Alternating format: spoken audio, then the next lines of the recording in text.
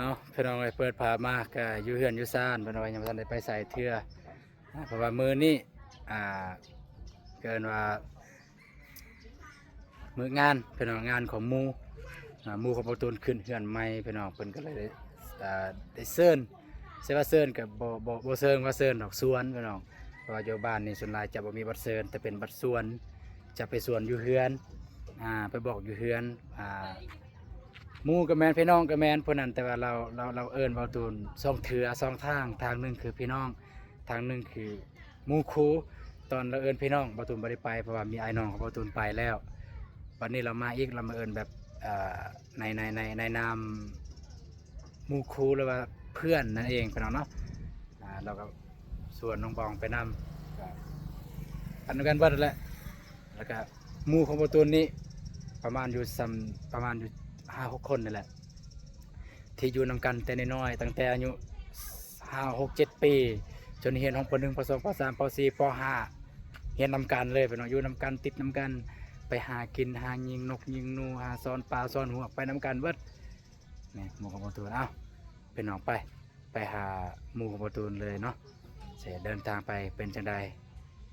สิยางเอาไปน้องเพราะว่าไกลๆบ่ได้ไกลรถเอารถไปยามมันบ่มีหม้องจอดสีย่างเอาไปบอกไก่เฮือนแต่บางตุนเคยถ่ายนั่นแหละไปสีย่างไปนำเลยครับบอกไปนำเลยพี่น้องเลยน้องบ้องเนี่ยบอกนุ่งเสื้อสุภาพเป็นว่าบ่มีบอกให้นุ่งเสื้อสุภาพไปนุ่งสิ้นบางตุนบอกแล้วไว้นุ่งสิ้นไปตอนงานว่าสิ้นแต้มนุ่งบอกนุ่งสิ้นแต้มก็ได้ก็แต่เป็นสิ้นในมืองานซื่อๆเด้บ่แม่นสินุ่งตลอดเลยลองเปิดเพลง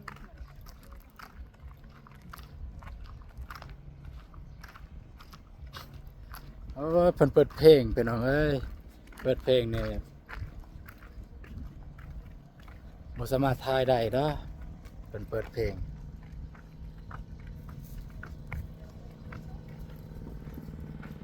โอ้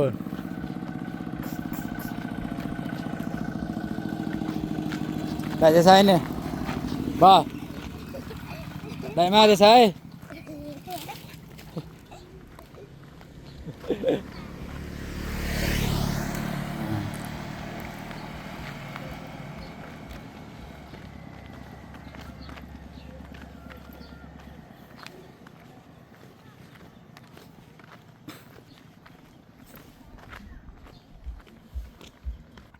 แล้วนี่ก็สิได้เดินทางไปท่าแต้งพี่น้องบ่ฮู้ว่าน้องบวงเพิ่นสิซื้อหยัง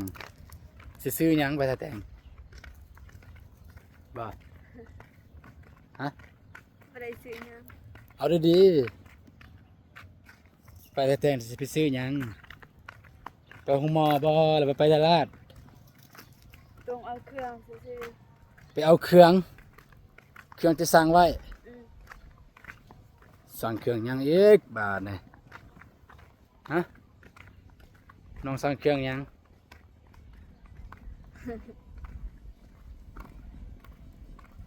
สิจ้าบ่อายดอกสิอายหยังพุ่นเอาพี่น้องบ่มีน้ำประกอบฮะเอาบ่มีน้ำประกอบแม่นพี่น้องเฮาไปแบบหมู่ครูเอิ้นเฮาต้องมีแนวประกอบส่วนถ้าเป็นเปอร์เซ็นต์เฮาก็เอาเป็นเงินให้แม่นแต่ว่าแล้วว่าเพิ่นบ่ฮู้ทางบ้านอ้ายบ้านนอกเด้บ้านนอกพุ่น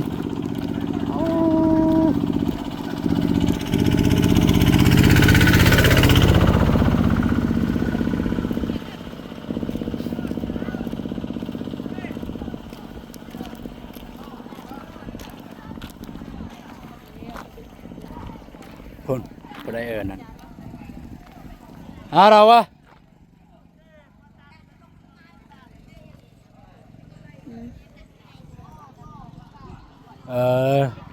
คิดว่าเอิ้นเฮานี่คนไล่อยู่พี่น้องเอ้ย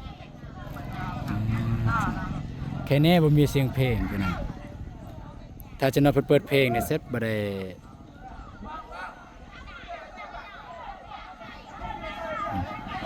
นี่แหละเฮือนเพิ่นพี่น้องเนาะ ก่อนสิเข้าไปบ่ตูนสิอธิบายจักหน่อยยันว่าสิอธิบายบ่ได้บ่ทันนะคือจังซี่ในเมื่อเพิ่นในเมื่อเจ้าของเฮือนเพิ่นหาพี่น้องมาเฮ็ดบัดตอนเพิ่นขึ้นเฮือนก็แน่นอนแล้วเพิ่นหาพี่น้องมากินข้าวกินน้ำมาซอยครัวซีนครัวอีหยังก็แล้วแต่เป็นแบบนี้พี่น้องแล้วก็แต่อย่างว่าเพิ่นล้มงัวตัวหนึงเนาะเพิ่นล้มงัวตัวหนึงเนี่ยเพิ่นจะกินครึ่งหนึง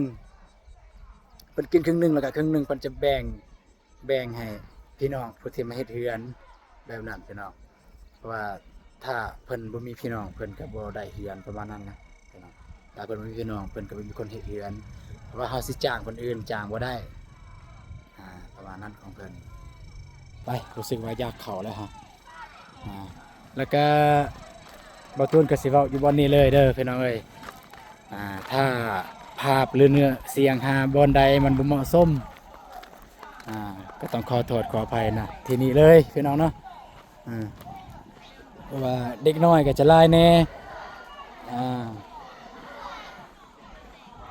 คนสูบกอกสูบยากินเหล้ากินเบียร์ก็มีก็ปะปนกันไปเลยพี่น้องเอ้ย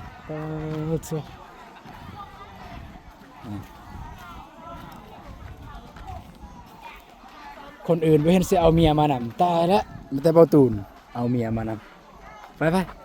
ครูเขาอยู่พุ่นแล้ว ดิฉันก็สิกะ โอ้ยเว้าไป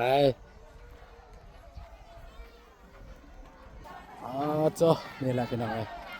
เฮือนซานบ้านซองเพิ่นอันนี้เป็นเฮือนพ่อเฒ่าผู้พิการนี่เฮือนพ่อเฒ่าผู้พิการอยู่นี่นี่คือจังซี่เห็นบ่พี่น้องนี่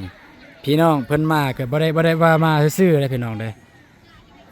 มันบ่ต่างหยังกับเอาเงินคำให้แหละนี่เพิ่นมาก็เพิ่นเอาน้ำหวานบ่สิ้นบ่ไปให้เพิ่นนะอันนี้คือธรรมเนียมของอยู่บ้านเลยเป็นประเพณีใช่ว่าธรรมเนียมบ่แม่นเป็นประเพณีเป็นประเพณีแบบเฮาไปหาพี่น้อง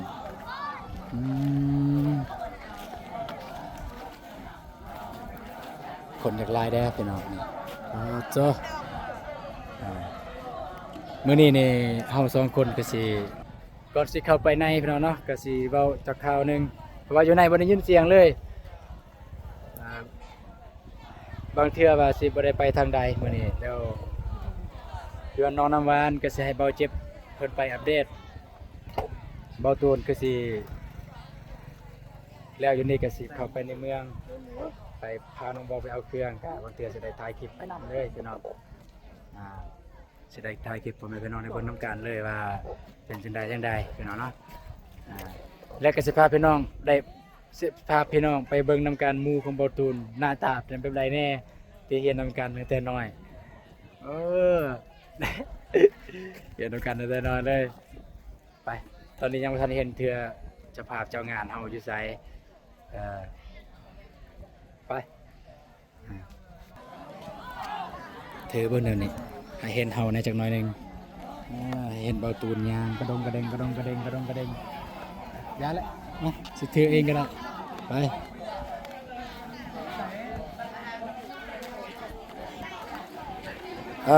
แล้วก็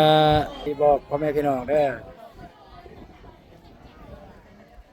การแต่งตัวอยู่นี่จะบ่ได้จำกัดว่าต้องแต่งตัวแบบใด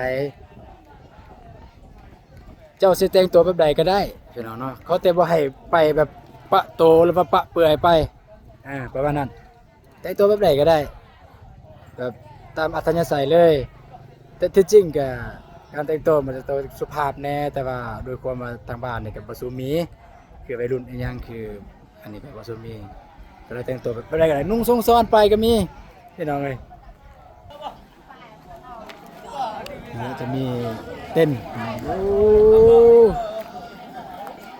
คนลายเลยนี่อัพซีเด้อ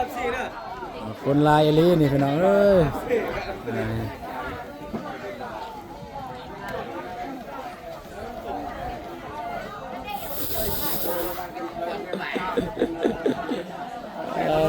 นี่เอาสบายดีเด้อทุกคนเด้อหนังดีที่ถ่ายคลิป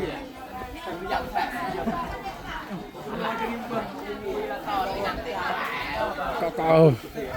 สกยุงแล้วแหละสุพรรณไอต้อมนี่สุพรรณไอต้อมจูสบายดีเด้อบทุกคนเด้อสบายดีที่สบายดีที่เนี่ยนี่แหละพี่น้องเลยแบบว่าอยู่บ้านนอกบ้านหน้าพี่น้องเวลาหมู่คู่สบายดีนี่บ่มีสินบสบายดีจังซี่สบายดีเด้อนี่เต้นนี่แหละนี่เป็นนักเลงเลยก็ยังไม่ได้เอาพี่น้องนี่แหละอันนี้แหละคือนะโซมหน้าที่หมู่คู่บาตูนเคยเล่นน้ำกันผู้นี้แหละเคยเล่นน้ำกันแต่น้อยโดยเฉพาะผู้นี้กับผู้นี้เคยยันโอ้จะพาเฮ้ย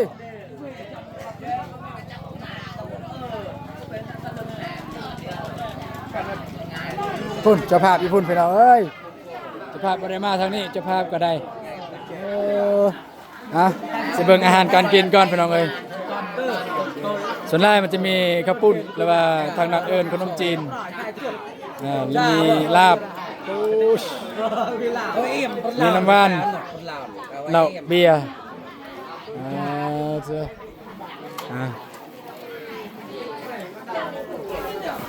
เราหน้าออกกระจูร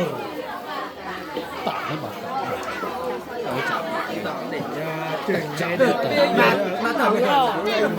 นเด่นขึ้นก่อนพี่น้องเอ้ยก็มากินข้าวกินน้ำเด้อเดี๋ยวประตูสิลองกินข้าวกินน้ำก่อนให้ท่องเที่ยวกันยาวหน่อยกาบอลกันก็น้องใหม่กับคุณก่อนพี่น้องดอกก็ตัวด้วยงานอยู่นี่แบบประมาณนี้เด้อพี่น้องเด้อไอ้จุก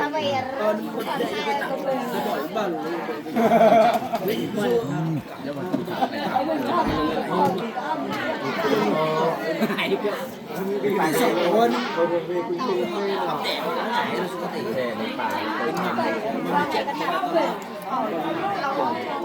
มาจะอันโกแกะดูยายอ่ะหมักให้ตึ้งเลย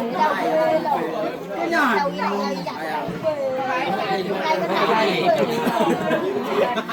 ได้ให้จำแจกนุ่มก็ไม่พักเป็นนุ่มพักเลย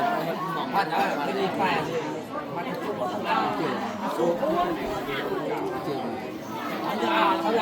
แซ่บ แซ่บนะการไม่ได้ไหมห้ามไอ้จะมึงจะเปย์เลยห้ามเราจีต้องตักเลยไม่ใส่น้ำแข็งโรยก้อนหน้าตาเขาต้องเลยเขาจำมาเขาจำมาชื่อนั่นแหละอย่าให้เจ้าตัวนี้แหละตัวกันเขาเจ้าเลยมองเป็นก่อนเป็นใหม่ก็กลับไปเลยตัวเราเสียเจอใหญ่ปลาอะไรใหญ่แค่หมดข้าวเสร็จก็หมดนี่ไหวอาทิตย์หมดหายเลยหมดอ่าวครับป๋าก็จะมาแซ่บสว่างเวทจับกันเป็นมาสุดยอดป้า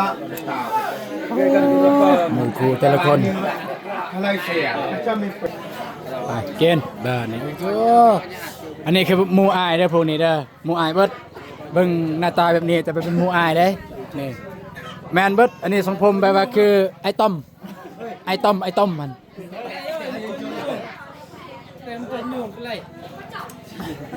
จนอยู่เลยวะฉันหลับมาแต่ยังเมื่อยให้เบียดก็ตาไม่บัดผ่านจังไม่หับเชิญเกิดเก็บตาหลอดปลายขายดังขัดดึงเลยแต่ไม่หลอดปลายในจังกันสี่ด่าก็ดึงด่าก็ดึงข้างหลังตา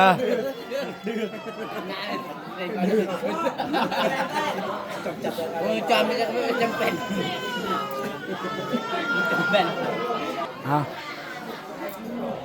เสียประกันก็เดินมาแต่เยอะสอบไปแซ่บป่ะก็เลิศอ่ะเยอะมาจากขับรถแซ่บป่ะ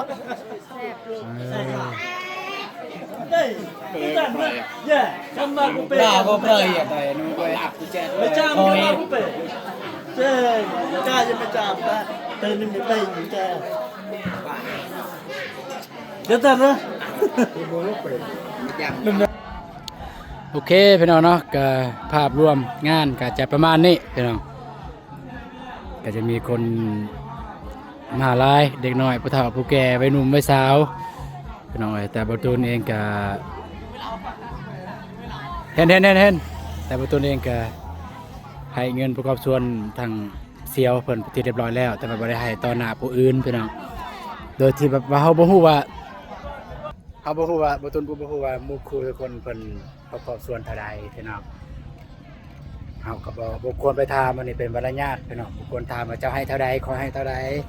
แต่ก็แล้วแต่พี่น้องตอนนี้บ่ได้กำหนดว่าต้องให้เท่านั้นเท่านี้แล้วแต่ว่าสิให้เท่าใดพี่น้องมันขึ้นกับว่าเจ้ามีน้อยหลายสำใดถ้าเจ้าพอมีแน่จะให้หลายแน่ก็ให้เพิ่นให้เป็นเงินเป็นคำพี่น้องเนาะหรือจะซื้อเป็นเราเป็นเบียร์อย่างก็ได้พี่น้องโอเคพี่น้องเอ้ยก็สำหรับคลิปนี้บ่ตูนก็จะได้จบคลิปเพียงเท่านี้ก่อนพี่น้องและคลิปหน้าจึงค่อยว่ากันใหม่พี่น้องเอ้ยสำหรับคลิปนี้สบายดีเด้อพี่น้องเด้อไป